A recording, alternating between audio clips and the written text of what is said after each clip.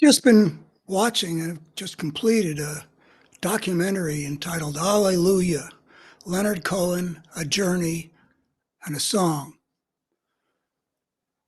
It's not a masterpiece, but it accomplishes really the only important thing to me as such a thing. It showed what an extraordinary human being and artist Leonard Cohen is or was. I would like to try to characterize what I think it is extraordinary about him, what it is he is and is doing. But let me just say that one of the things you see in this video, um, in this documentary, is that when he stood on the stage and sang, audiences, sometimes really huge audiences, were having essentially a religious kind of an experience. I would say it was the phrase "a church-like moment" occurs a few times in the course of this almost 2-hour documentary. It's not what you usually think of as what happens with an audience, an enthusiastic audience listening to some singer. There's all kinds of effervescing of big collective spirits, but there's something spiritual, but that's not all there is. And what's happening with what Leonard Cohen has created and is performing, and the audience is taking in and responding with a feeling that's, it's not swooning like Bobby Soxer's for Sinatra or the Beatles, in their heyday with all the young girls. That's not the energy. It's not like it has no erotic content, but it is not. That's not where people are coming from in responding to him, because he's done something which is extraordinary, and that's what I want to try to characterize. I think that what the essence of it is that Leonard Cohen is living simultaneously on a very down-to-earth, fleshly, human level with all the emotions and the lusts and all that stuff. And he's also at the same time bringing to it a real spiritual aspiration. He's constantly, there's a lot of talk about a search that he was on.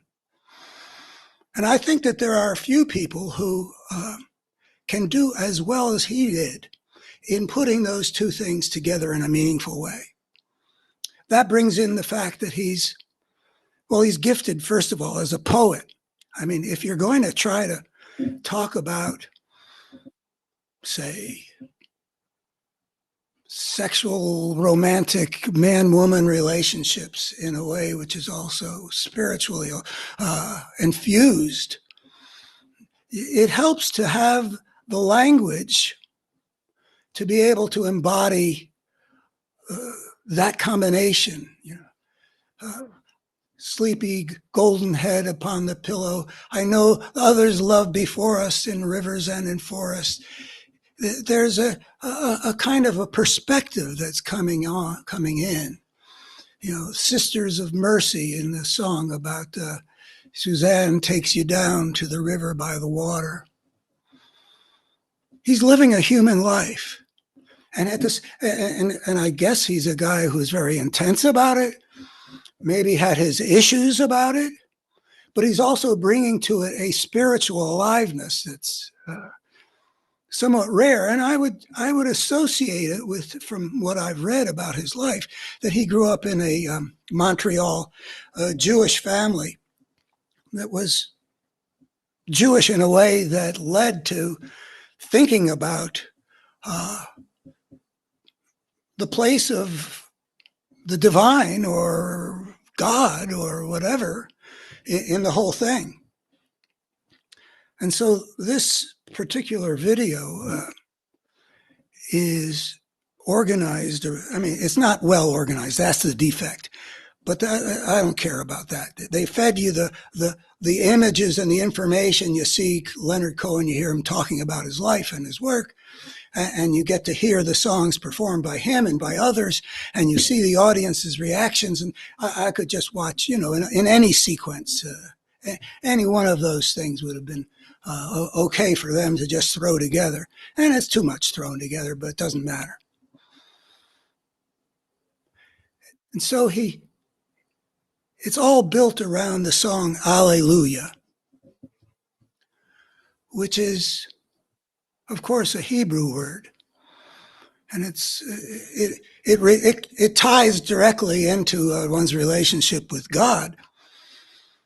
And that's the heart of the song. But at the same time, he struggled for years about how to put that song together. I think that they tell you that he wrote 190 some different verses, some of which are, you couldn't play on the, mass market because of their explicitness about one thing or another. But he ended up with a set of verses that swept the world. And they tell you all about that. And I'm not the master of what that whole story is, but it wasn't like it was easy. I mean, he had a whole record company, Columbia Record Company, that just regarded him as a non-starter. We're not interested at all. The history of me with respect to Leonard Cohen was in 1968, I followed the McCarthy campaign to Berkeley, and there I was exposed at some party to this black record with a picture of Leonard Cohen singing songs like So Long, Marianne, and Suzanne that Takes You Down, and all the others, including one whose name I forget, that they use at the beginning of a movie called McCabe and Mrs. Miller, where he brings in lots of the holy game of poker and images of Jesus.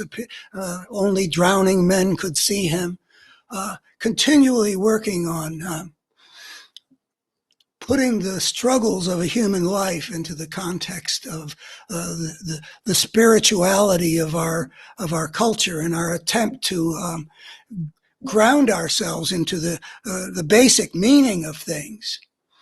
And with his poetic gift, compounded by some kind of a musical gift, he was a poet before he was a songwriter.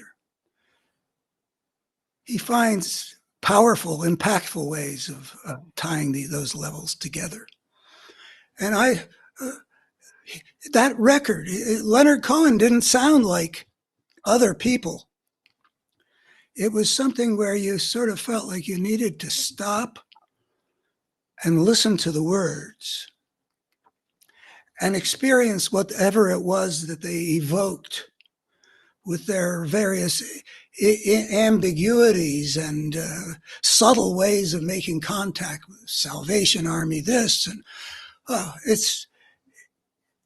one struggles to understand, and yet one also feels the impact. And that seems to be one of the powers of song, is that it touches one in places that go deep emotionally, and in this case also spiritually.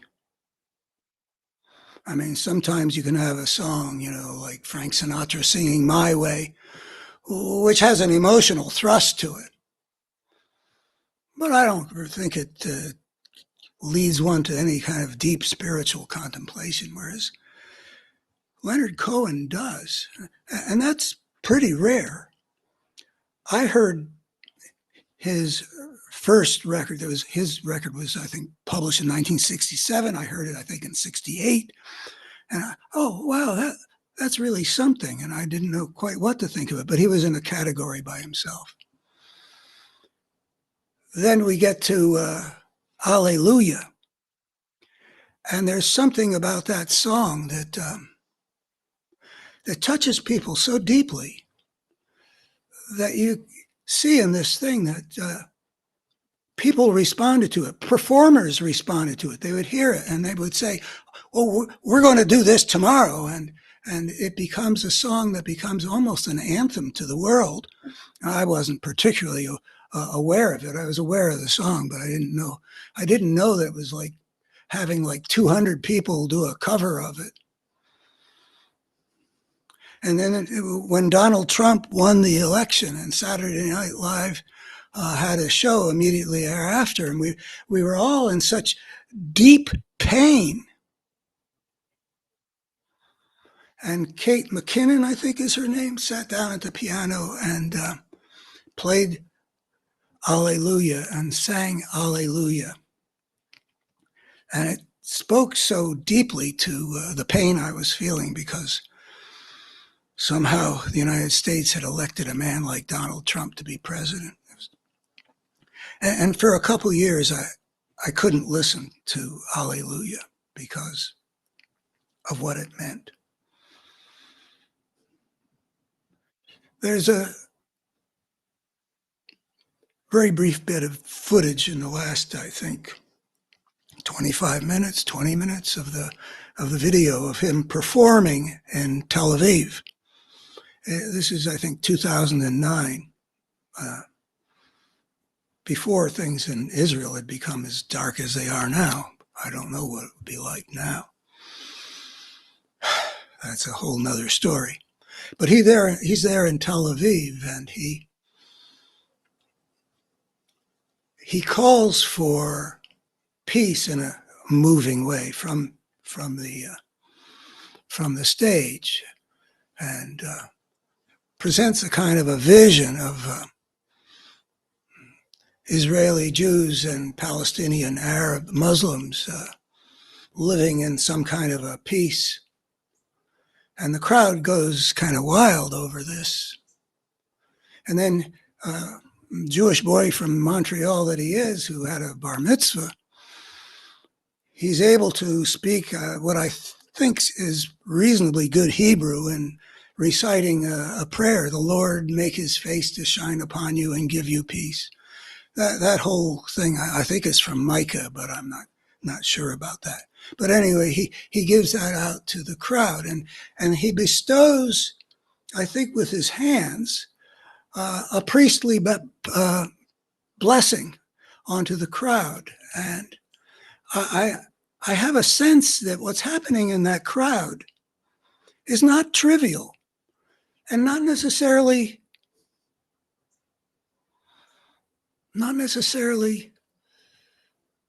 without consequences in the world. I had a feeling that because of what this man had made of himself, a spiritual seeker living a very human life. I mean, there was a time when he went off to a monastery, I think Zen monastery, for 3 years or 5 years in the hills of the mountains of California. That's shown in the thing. But eventually he leaves, and he's searched, and he's come up with whatever it is he's come up with. But one of the things that he's come up with is that this is a man who has achieved peace. He's achieved a place in the spirit which leads to him to be generous in giving appreciation to the people on the stage with him. The women who are singing these little choral backgroundy things, and the musicians who are playing, and being grateful to the audience. I mean, there's a man who's gone through a lot.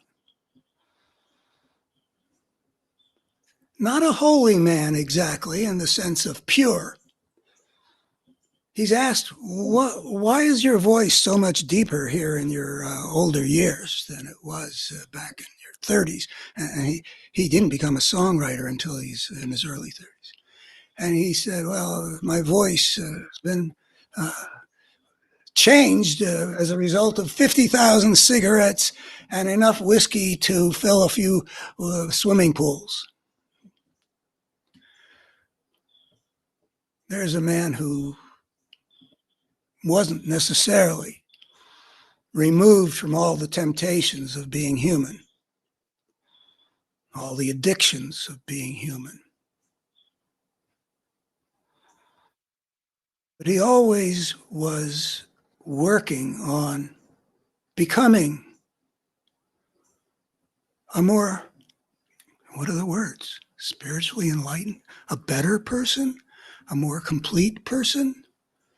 But there's something about the guy that we see in his later years performing. It tells you that he's, if not exactly arrived, if he hasn't found what he was searching for, something like it. I was very, very impressed. And I was also somewhat envious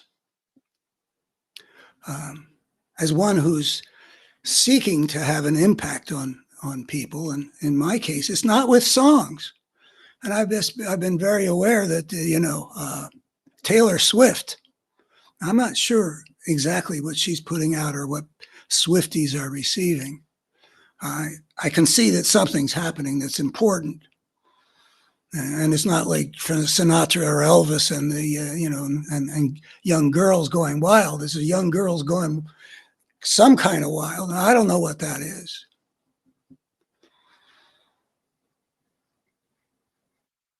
But I can see that there's something about the song, which is a combination of music and lyrics that combines to have an impact that the stuff that my life's work has been about creating is further removed from. In justification, I would say that if something of the sort of way of understanding that I seek to get out there, if it's correct, it's sort of a useful thing for an ongoing basis of this is how one orients toward what the world is, what's going on in the world around us. It's a long-term good thing to have a good systematic way of understanding what's happening in the world. And that's what I claim to offer. But the song is very immediate. The intellectual understanding is something, I don't know how much of that was going on around the campfires of hunting gatherers, but the drumming and the dancing and the song and the singing, that goes back a long way, and it touches us much more readily where we live. So with my ambitions, I will watch I watched Leonard Cohen on the stage performing Alleluia in all these different ways and pouring his soul into it and touching the hearts and souls of so many people with that, because he's become such a fine artist and he's learned his craft so well that he can deliver that good that gets to you right here. Hallelujah. It's a wonderful thing to behold, and I recommend it. It may meander around and you look for the structure of how do you get from here to there. It doesn't matter. Behold a man, a great man, in a unique sort of way, a poet that weaves together moving images and the flesh, the spirit, and what it means to live a human life. Thank you. Bye-bye.